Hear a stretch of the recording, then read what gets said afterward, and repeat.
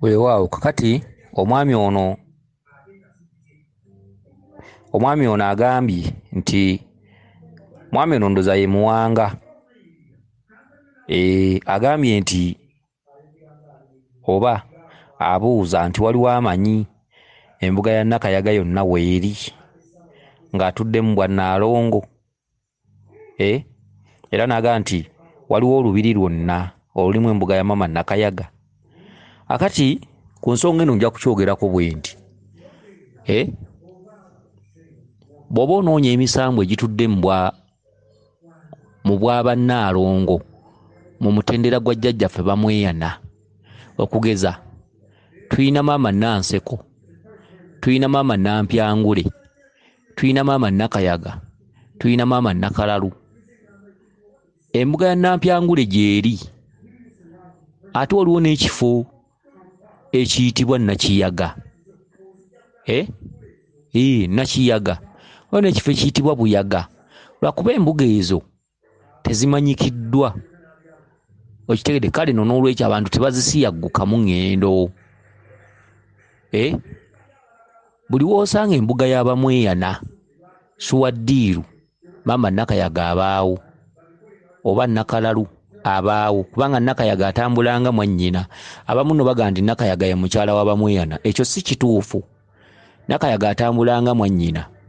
Nakalalu ye mukazi w'Abamweyana. Nakalalu ye mukyala w'Abamweyana. Bonna bannanseko bakazi be, bannampyangule bakazi be. Naye Nakayaga obwannaalongo obwo mu matwale ga jjajjaffe Bamweyana atuddemu nga mwannyina w'Abamweyana. Okitegedde, kiringa nga bw'olaba Maama Nakayima. Ennamba esinga ey'abantu erowoozesa bannaabwe nti Kaliisa ye bba wa Nakayima.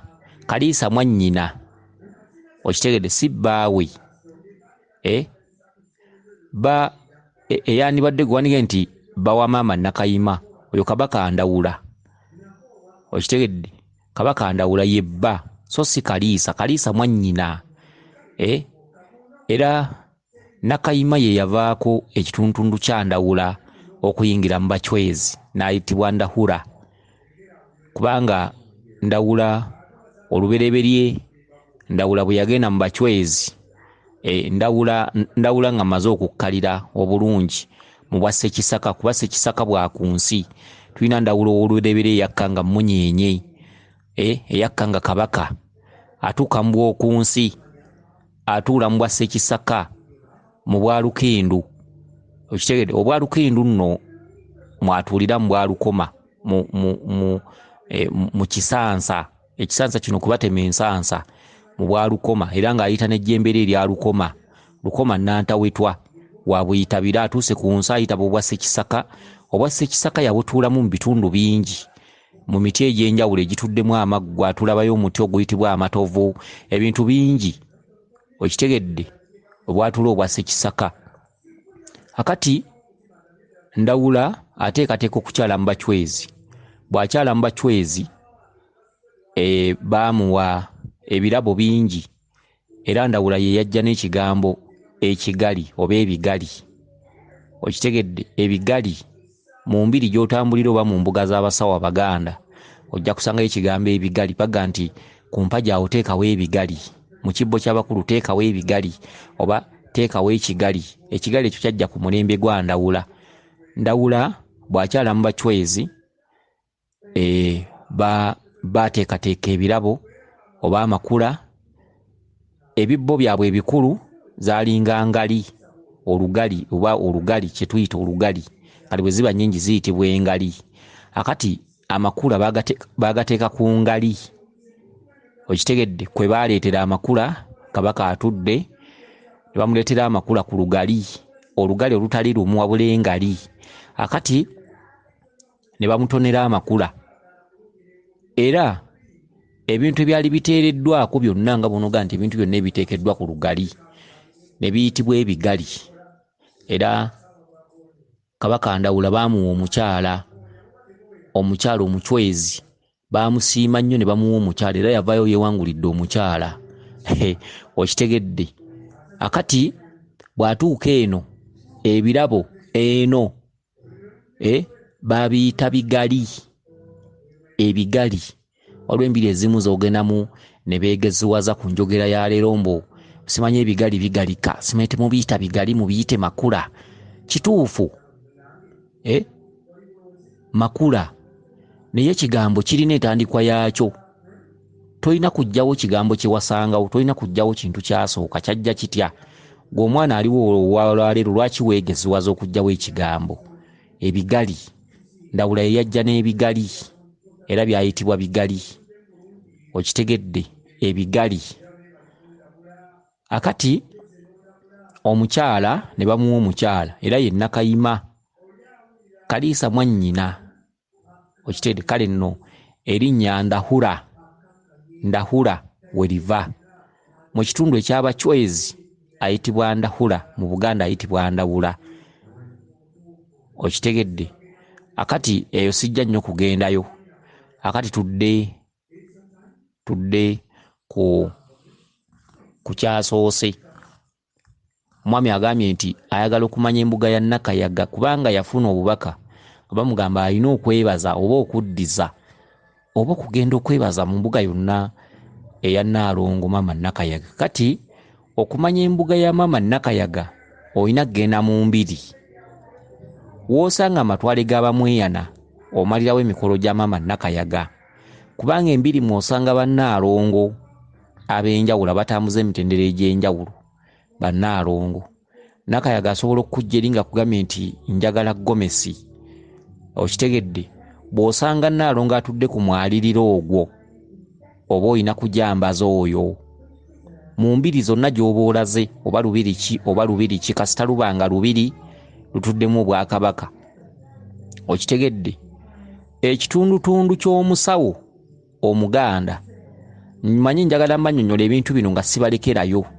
Ekitundutundu ky'omusawo Omuganda ebiseera ebisinga obungi kitera okumanya omusambwa gwa ludda lumu.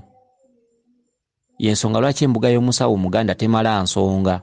Embuga y'omusawo Omuganda eba tejjudde kubanga omusawo Omuganda bw'asamira ne baaza lubaale ng'ekika.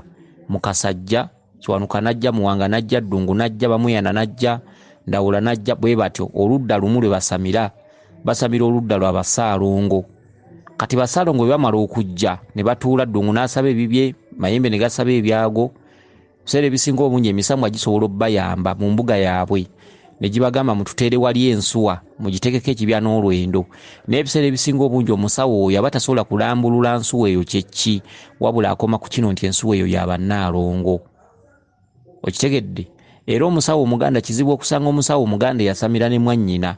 Abamu batera obbaleka emabega. Omusawo omusajja n'asamira amayembe oba lubaale n'ojja omusanga musaba atuddemu yekka. Yayambulula abakazi, yayambulula abasajja. Ekintu ekikyamu. Okitegedde? Ekintu ekikyamu.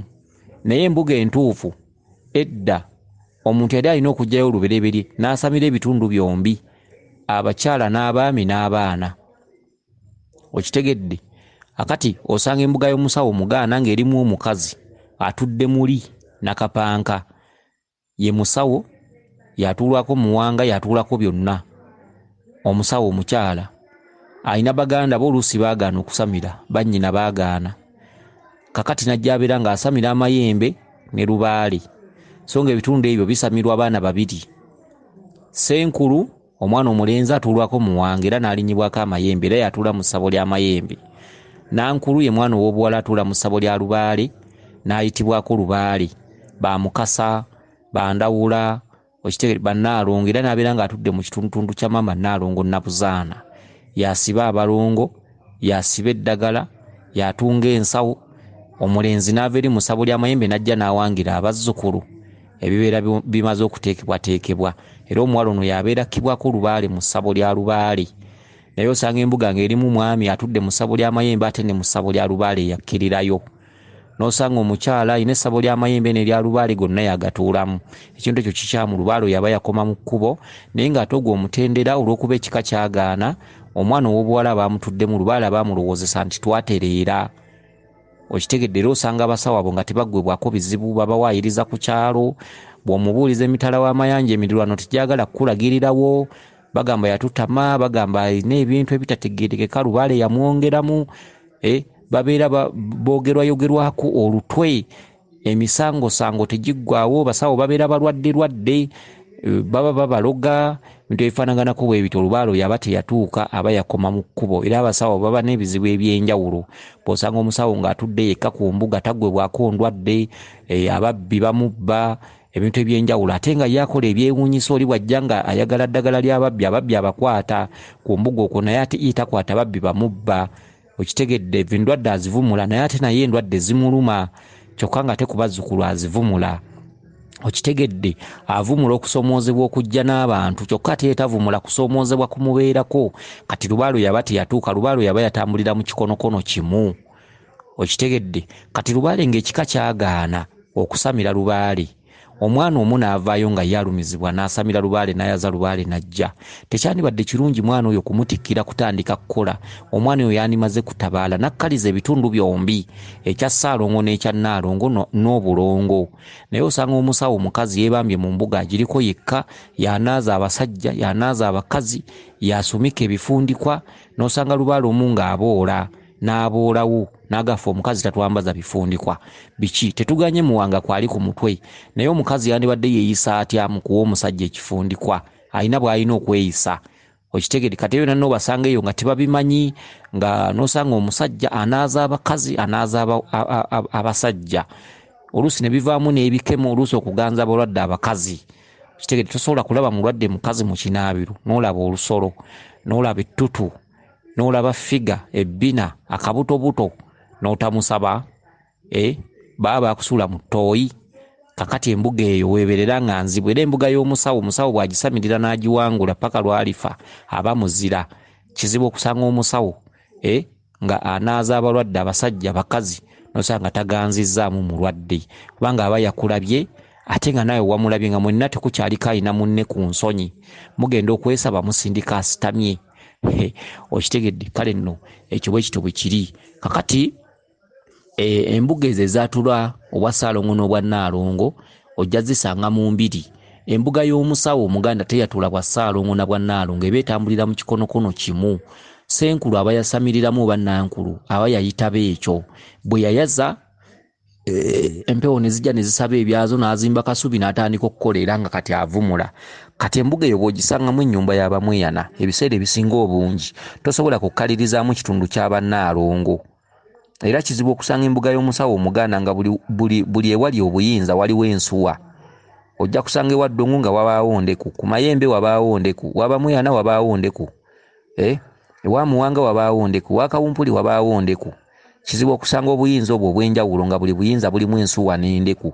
Ebyo bisanga mu mbiri, era bw'otuuka mu mbiri weewuunya ng'ewa Ddungu waliwo ate ensuwa y'amazzi. Ate ku Buzaale gwe okimanyi Ddungu aba mutamiivu, anywa mwenge. Mu mbiri embuga y'Abamweyana gy'osangamu ensuwa y'amazzi ng'erimu eccupa ya walagi n'omwenge Omuganda. Era oyinza okwewuunya n'ogamba ew'omusawo gundi wo nga wotulabawo walagi yekka oba mwenge gwokka.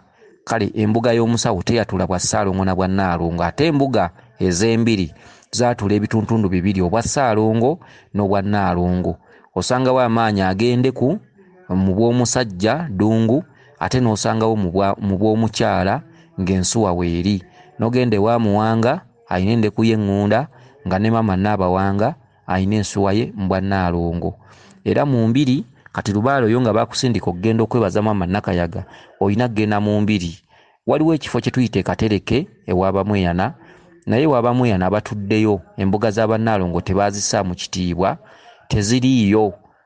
Okitegedde, so nga zaabangayo luli, naye lwakuba nti kati abatuddeyo emitendera egyo tebagimanyi, bagenda na kigenda mu maaso, bagenda na kibamanyi, bagenda na kiriwo, naye nga teri ttwale litudde mu maanyi g'Abamweyana litaliimu maanyi g'Abannaalongo.